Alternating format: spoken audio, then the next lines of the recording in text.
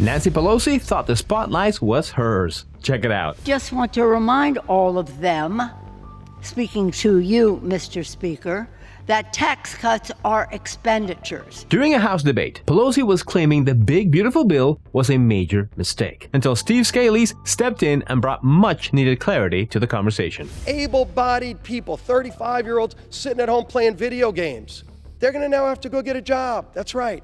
And today, we're covering it all. So, if you believe truth isn't partisan, hit the subscribe button and let's jump right into it. I asked to speak because I hear you members on the other side talking about spending on the part of the Democrats, spending for education and health care, and all the needs of food for our children. I just want to remind all of them, speaking to you, Mr. Speaker, that tax cuts are expenditures.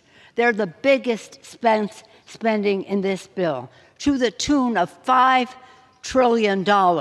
Nothing brings more money to the Treasury than the education of the American people, from early childhood to lifetime learning and every phase of it in between. So you should be ashamed of yourselves to mock spending on education. The best dollar we spend is on educating the American people and the investments in scientific research, the biblical power to cure that science provides for us, cut in this bill, to spend $5 trillion for the wealthiest people in America. Thank you, Mr. Chairman. Education is important, but we've all seen how pouring money into the system has only made things worse. And yes, tax cuts reduce government revenue at first, but they also lead to more economic activity, which in turn produces more taxable income. It's basic economics. That upside doesn't exist with healthcare subsidies. And honestly, I'm stunned Pelosi even brought them up. She was one of the Obamacare's strongest defenders in the House, and many of the concerns Republicans raised back then ended up being true, like the rising overall healthcare costs. So she's clearly not an expert on the subject matter. That's why when Steve Scalise stepped in, he explained what the bill actually accomplishes. But before we play his take, a quick reminder, we just launched our merch store. It's amazing. You're going to love it. And every purchase helps us continue bringing you stories like these that the media tries to bury. So please, make sure to check it out by clicking on the link in the description. Now, back to the video. There's going to be no hiding, Mr. Speaker. We all know when this board lights up what the consequences are. And why do we say there's going to be a golden era in this country?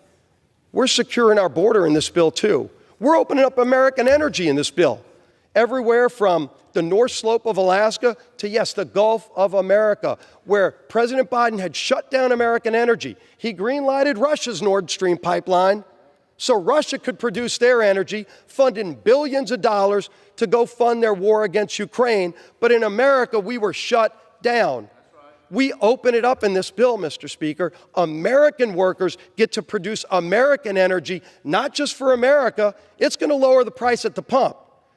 Again, you're a middle-income family. The billionaire doesn't care what the cost of gasoline is. You know who does? That waitress making $32,000 a year saves that tip money. Maybe she can go on a trip and get in her car and drive and afford the gasoline now because we'll be producing more. Yep, gas prices are already down and have hit levels we haven't seen in the past 4 years, except in states that pile on extra costs through things like carbon taxes. Looking at you, California.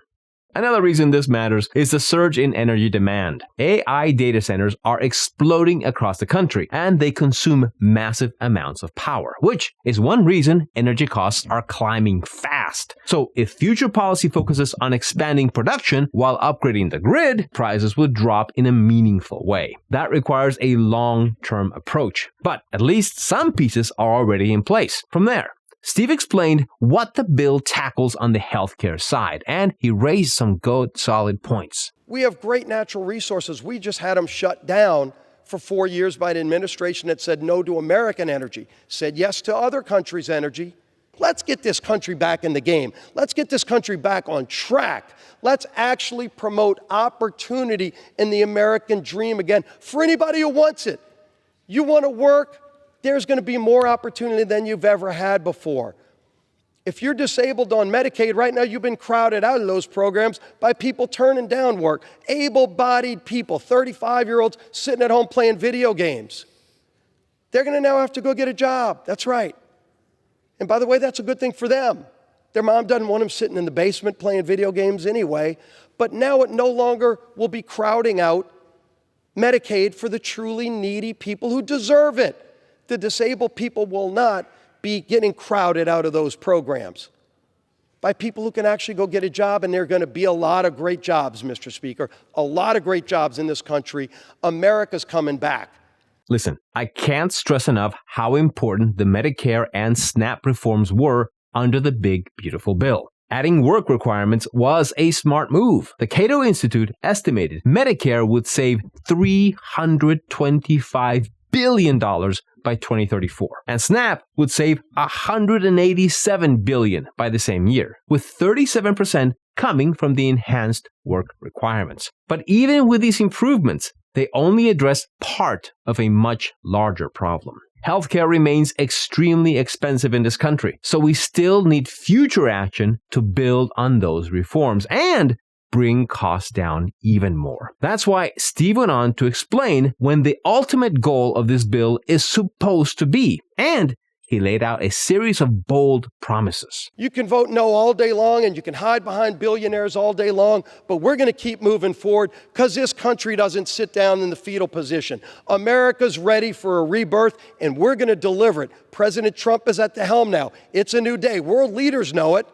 The bad guys know it around the world. But you know what? Those hardworking families who have been waiting for this relief for a long, long time are finally going to realize help is on the way, because Republicans in Congress, any Democrats that want to join, Mr. Speaker, are free to, but they're bragging that they don't want to be a part of this. But you know what? The hardworking families of America are hungry for this kind of change. Take power away from Washington, give it back to the people, and watch what happens. Great things are ahead for this country, greatest country in the history of the world. We are finally going to give and restore that great American dream and that hope for those families who have been waiting way too long. That help is coming. We're going to pass this bill. President Trump's going to sign it. It's going to be a great 4th of July. Let's pass the bill, Mr. Speaker. I yield back to balance my time. Hey, that's a great speech. And I'd argue those talking points are the same kind that helped Trump win in the first place.